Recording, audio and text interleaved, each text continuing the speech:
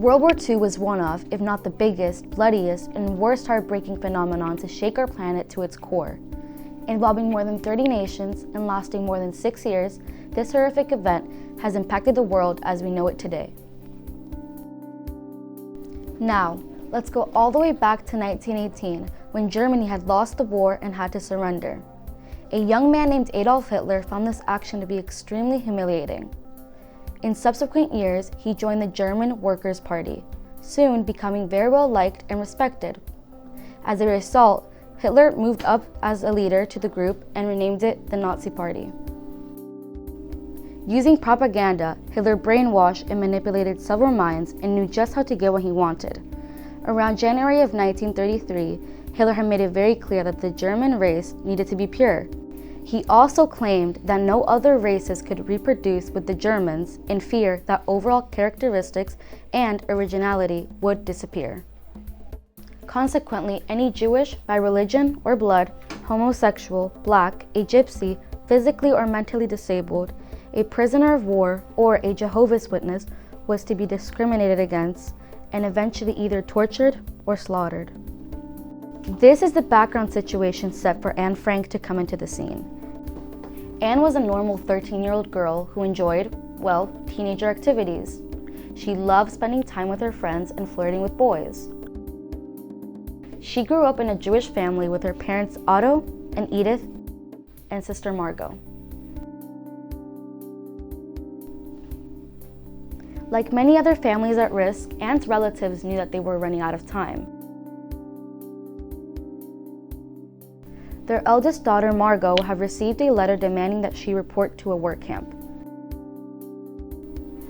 With their luck slowly fading away, the Franks, along with the Van Pels family and a man named Fritz Pfeffer, went into hiding. 8 people in all sought refuge in a cramped space or attic called an annex for 2 whole years, fearing for their lives.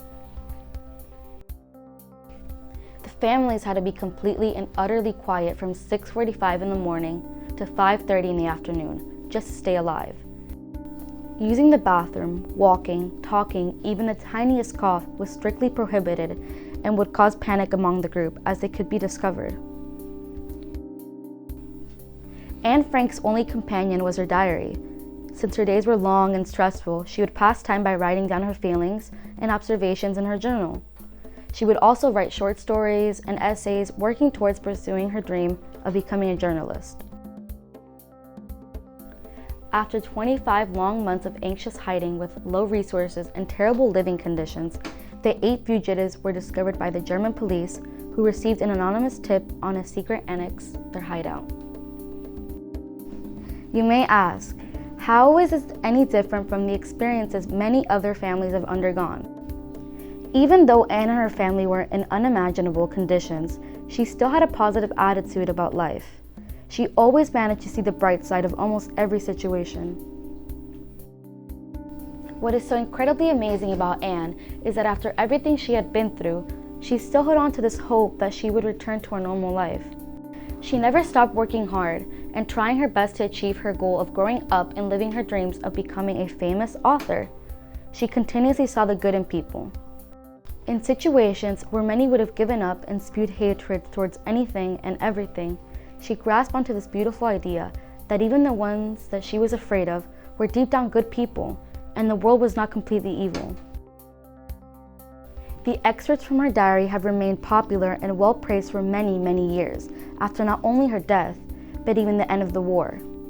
So many people continue to buy copies of her diary because her accounts alone are so amazingly written in a great way for people to understand what the victims of the Holocaust had felt. Her words alone are moving.